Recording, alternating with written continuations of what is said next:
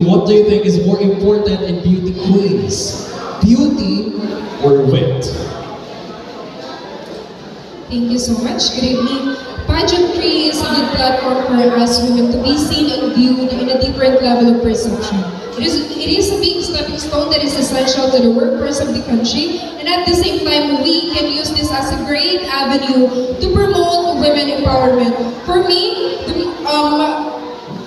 beauty and wit can interconnectedly contribute to pageantry, because I believe that beauty is very subjective. It is not just about the physical attributes of someone, but it is about the thing or of the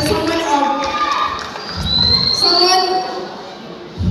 Beauty is not just about the physical attribute of something or someone, but it is about the ability of something or someone to radiate the positivity. And the wit we can also use this to use our advocacy in so many ways. And I believe that as I stand here, I possess both beauty and wit. Thank you very much.